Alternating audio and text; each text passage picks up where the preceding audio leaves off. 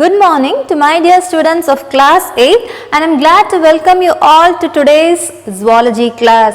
Today's class is going to be a revision class about the topic called as nervous system. We have already completed this lesson, right? Let's have a quick revision on this lesson. But please keep in mind, this is not any video on important questions for your exams, and do not expect that only this is going to be asked for your exam. So for your exam point of view, you have to read your textbook as well as you have to learn the worksheet what I have provided for this lesson. Clear? So just we'll have a quick revision today. So let's get started. So a nervous system is made up of nerves, and these nerve cells are also called by the term neurons. So nerve cells are also called as neurons. There are three types of nerve cells or neurons in our body. They are called as sensory neurons, motor neurons, and mixed neurons. Mixed neurons are also called by the word association neurons. Why these three are categorized? Because these nerves are found only in particular part of your body. Say for example, sensory neurons are always found in areas which connects your sense organs to the spinal cord. So sensory neurons can be found from the sense organs to your brain or spinal cord. Where can you find motor neurons? Motor neurons can be found from the brain to the muscles or glands of your body. So motor neurons are found from brain to muscles or glands of your body. What about mixed neurons or association neurons? They connect the sensory neurons with the motor neurons, and its location is the brain. Where you can find mixed neurons? In the brain, and its function is to connect sensory neurons with the motor neurons. So these are about the three type of nerve cells or neurons in your body. There are types of nervous systems in your body. So neurons are nerve cells. This is nervous system. Okay, what are the types of nervous system? There are three types of nervous system called CNS, which is central nervous system, and this PNS, which is peripheral nervous system, and ANS, which is automatic nervous system. So what are the three types of nervous system? Central nervous system, peripheral nervous system, and automatic nervous system. What central nervous system includes? Central nervous system includes two parts, which is called brain and the spinal cord, your backbone. Clear? So about these three types of nervous system we learn first and then go to the next topic. So we will start with the central nervous system, which includes the brain and the spinal cord. We learn about the brain, we learn about the spinal cord first, then we learn about peripheral nervous system and automatic nervous system. So let's start with the brain. What is brain? Brain is the control center of the body.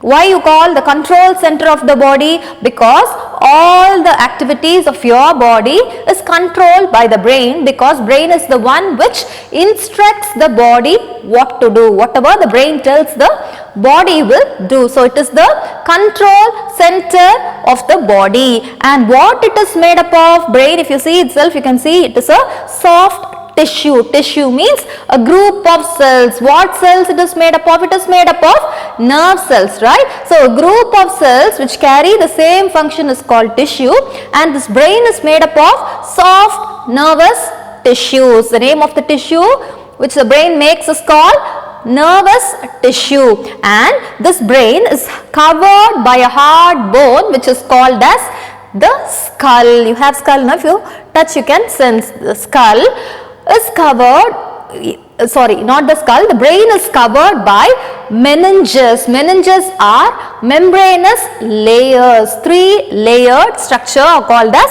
meninges. Okay, the skull is not covered, the brain is covered by meninges. In between these three layers, you have a fluid, and that fluid is called cerebrospinal fluid. What is it called? Cerebrospinal fluid. So there is brain made up of nervous tissue, and this brain is covered of 3 membranous layers, and these layers are called meninges, and after the meninges only you have the skull, that is the protective covering. So in between the meninges you have a fluid which is called as cerebrospinal fluid. The functions of these cerebrospinal fluid are, they prevent damage of the brain, they prevent shock or injuries caused to the brain. This also you should know. Clear? Then, so 3 parts of the brain. The brain is made up of 3 parts: cerebrum, cerebellum and medulla oblongata. So cerebrum, pink color portion, cerebellum, the yellow color portion, and medulla oblongata, the dark blue color is the medulla oblongata. So cerebrum, that is the pink region, is the largest part of the brain. Which is your largest part of the brain? Cerebrum is the largest part of the brain, and it is made up of, the cerebrum is once again split into 2 regions called as left hemisphere and right hemisphere. This large cerebrum is split into 2 called as left hemisphere and right hemispheres, and they are made up of grooves and ridges. Can you see some grooves or ridges? Like it is not smooth, no, it is ups and downs, you can see like grooves and ridges. So the more grooves and ridges present in a man, the more intelligent he will be. The grooves and ridges is responsible for the intelligence and memory in a man. These 3 parts of the brain have special functions. All brain together do not have the same function. Every part of the brain have particular function. What is the function of cerebrum? It controls voluntary actions. Whatever actions are under your control, your speech, your thought, whatever you speak is under your control, that is, it is under voluntary actions. The speech, thought, hearing, sight and smell, this all you can control. If you want to see, you will see, otherwise you will close your eyes, right? So these voluntary actions are all controlled by which part of your brain? By the cerebrum of the brain. Then what about cerebellum? It maintains the body balance. You walk steadily, no? That is because your cerebellum controls the balance of your body. And medulla oblongata, it is also called the brain stem. It is also called as brain stem. This portion, medulla oblongata, controls involuntary actions. Whatever actions are not under your control in your body. Say for example, the breathing, the heartbeat, peristalsis, which is, what is peristalsis? The movement of food. After you eat, you cannot hold in between. You cannot stop the food from entering into your stomach in between. Once you eat, once you swallow, by peristalsis, it itself will move slowly and all the digestion process will happen. The movement of food through your intestine is called peristalsis. These actions like heartbeat, breathing or peristalsis, you cannot control by yourself, and they are called as involuntary actions. They are controlled by medulla oblongata of your brain. So we have started with central nervous system, which includes brain and spinal cord. No, about brain we have studied. Now let's have a look about spinal cord. What is spinal cord? Where does it start? The spinal cord, the backbone, which you can see, you can sense, no, the rod like bone, the long bone in your back is the backbone, which is the spinal cord. Where it starts from the brain stem, which is called the medulla oblongata. How it is? If you touch itself, you can know that it is cylindrical in shape. What is the function? And also before the functions, it is protected by the vertebral column or the spine. Clear? It gives protection, and also the functions are, it can carry sensory signals as well as motor signals. So what are sensory neurons? The sensory impulses is from where to where? You have studied in sensory neurons that it starts from the sense organs to the brain, no? So the function of spinal cord is to support both the sensory neurons as well as the motor neurons. So it can transmit sensory impulses from the organs, from the sense organs to the brain, as well as it can conduct motor impulses from the brain to the muscles of your body. Clear? This is about the spinal cord. So now we have completed about the central nervous system, that is the brain and the spinal cord. Next we learn about peripheral nervous system. Where it starts? The peripheral nervous system starts from the central nervous system. What is central nervous system?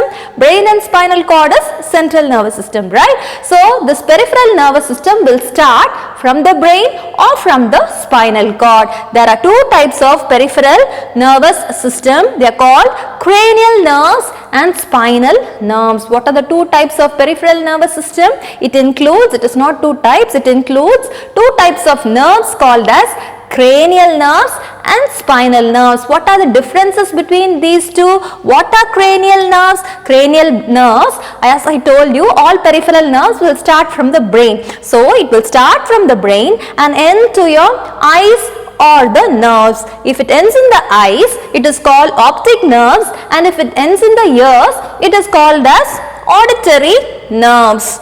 And then there are 12 pairs of cranial nerves in your body, that is 24 nerves you have in your body. It transmits both sensory and motor signals. So this is about cranial nerves, and the next one is spinal nerves. Spinal nerves will start from the spinal cord.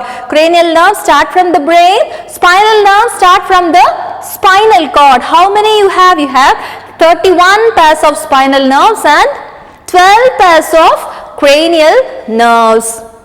And then it is also supportive for the mixed nerves. What are mixed nerves? The one which connects sensory and motor neurons, no? So that nerves are supported by the spinal nerves. So this is about the peripheral nervous system. So the second type of nervous system also we have revised. What is the third type of nervous system? Automatic nervous system. Automatic nervous system regulates involuntary action. Automatic itself means that something which is not under your control. So all the involuntary actions of your body is controlled by the automatic nervous system. Automatic nervous system includes all involuntary actions. There is only one pair of automatic nerves in your body and it exists in chains. Clear? There are two types of nerves which comes under automatic nervous system, or there are two types of automatic nervous system called sympathetic nervous system and parasympathetic nervous system. What are they? The two type of automatic nervous system includes sympathetic nervous system and parasympathetic nervous system. The sympathetic nervous system actually initiates or triggers this automatic nervous system, and parasympathetic nervous system ends or cools down this involuntary action. This is the one which triggers, this will end up. Okay, so like violent or intense action, suppose you are out of your control. Okay, you become so violent. That time which one works? The sympathetic nervous system works. So whenever you are so tensed or violent, what will happen? You need more energy, and that one is supported by the sympathetic nervous system. For the alertness, you need more energy, and also whenever you are tensed or violent, your heartbeat will be so fast. That is all controlled by the sympathetic nervous system. The parasympathetic nervous system, I told, it restores something which is triggered or under involuntary condition. So this will start the involuntary action, this will end up the involuntary action. It slows down the heartbeat. Parasympathetic nervous system will cool down the violence caused by the sympathetic nervous system. It restores your body to the normal conditions. So this is about automatic nervous system. Next we learn about reflex action. Reflex actions are sudden or involuntary response of a body to a stimulus without thinking. This definition you have to memorize. Clear? We have already studied in detail. I have explained you when I was teaching the lesson. So just now I am reading the definition. Please memorize the definition.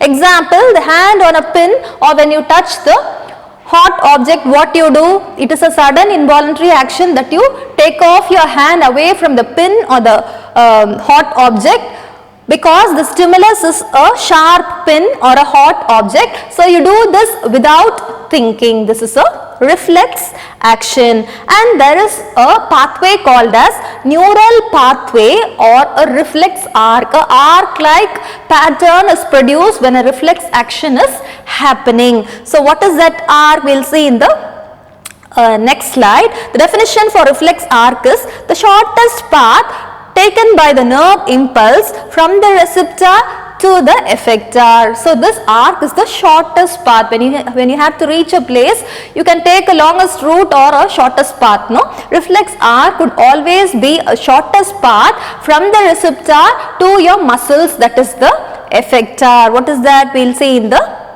next slide. So this is a reflex arc. What happens here? There is a fire. The man takes off his hand. So sensory neurons, I told you, from the sense organs, that is from the hand of the man to the brain, is the path of the sensory neuron. So the receptor here the receptor is found in the nerve ending. What is nerve ending? Every nerve ends at a place, no? The starting point is called the nerve ending. So the receptor will start from the nerve ending. It will receive the stimulus, that is the heat here, and it will send the signals through the sensory neurons. The receptors, which is the nerve ending present in your sense organs, will take the sensory impulses through the sensory neurons and give it to the brain, because the function of sensory neuron is from receptor to brain, right? So it is the function of sensory neuron. Next, the signals ascend in the form of impulses to the brain. Every time the signal what the neurons send is called as impulses, and it is sent to the brain. Here the association neuron or the intermediate neurons, that is the brain or the spinal cord, will receive the sensory impulses and then send it to the motor neuron. The blue color line you can see, this is the motor neuron. The red color is the sensory neuron and the green one is the mixed neuron. So the association neuron or mixed neuron will receive the sensory impulses and give it to the blue color neuron, that is the motor neuron. Then from the brain to the effector, the motor neurons will transmit from the brain. Here it is the spinal cord, but also it can transform from the brain to the effector. Which is the effector? The muscles or glands in your body is the effector. Why? It will only react to the stimulus, that is the hand or the gland is the one which will make you take away your hand from the heat. So that is the effector. So finally what happened? The effector, the muscles or the glands will respond. How it responds? It responds by making you take off your hand from the sharp object, that is the pin, or from the hot object.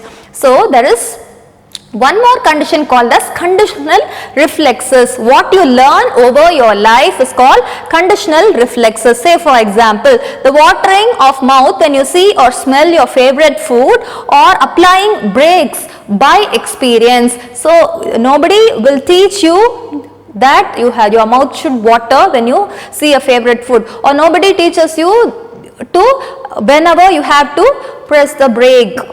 You learn this all by your experience, that the food is tasty, or application of brakes, all you learn over the experience over your lifetime. So such reflexes are called conditional reflexes. Learned experiences in the lifetime is called as conditional reflexes. Next we will quickly revise about the glands of our body. We have two types of glands called exocrine glands and endocrine glands. What exocrine glands do? They have ducts, and these ducts will secrete certain products. Say for example, the sweat glands and your salivary glands. We have duct for sweat production or salivary production, and these ducts will produce secretory products like saliva or sweat. So the ducts will produce a product called either saliva or sweat. This is a type of gland called exocrine gland. What about endocrine glands? There are no ducts at all. Instead of ducts you have hormones. So there are no ducts in endocrine glands, but there are hormones, and these hormones will reach a target organ, will reach a particular organ and then work there. How it works? It either helps in the growth of that part or the development of that part, or also some hormones will help in reproduction. So we are not going to learn about exocrine glands, we are going to revise only about endocrine glands, which is given in your textbook. There are 4 important types of endocrine glands in your body, namely pituitary gland, thyroid gland, adrenal gland and pancreas. So these are all the 4 types of endocrine glands given in your textbook. What are they? Pituitary gland, thyroid gland, adrenal gland and pancreas. Let's learn about their location and function. Where is pituitary gland located? It is a P-shaped structure which is found in the base of the brain, particularly in the hypothalamus region, and the shape of the pituitary gland is like a P, like a green piece it appears. And what it does? It is called the master gland, which has a nickname called master gland. There are 4 endocrine glands in your body, but only pituitary gland is called master gland because this gland will instruct the other glands to produce some hormones. Say for example, the hormone produced by the pituitary gland called thyroid stimulating hormone will tell the other gland called thyroid gland to produce one more hormone called thyroxine, which means this master can instruct the other glands to secrete some other hormones. That's why it is called as master gland. Then, what are the hormones produced by the pituitary gland? There are 2 types of hormones. The first hormone is called growth hormone and the second hormone is called antidiuretic hormone. What are the 2 hormones produced by pituitary gland? Growth hormone and antidiuretic hormone. If growth hormone is produced more under the condition where this gland does not function properly, if the growth hormone is produced more, it results in gigantism. This man has long bones, that's why he appears abnormal, that is very tall. What happens if it under secretes? Less secretion of growth hormone will lead to a condition called dwarfism, like this man being very short. Then the next hormone produced by pituitary gland is antidiuretic hormone, whose function is, if it doesn't function properly, it leads to a condition called diabetes insipidus. What is it? Diabetes insipidus. Here the man will have excessive thirst if he is suffering from diabetes insipidus because he or she undergoes frequent urination. Because of leasing out all the water, there is more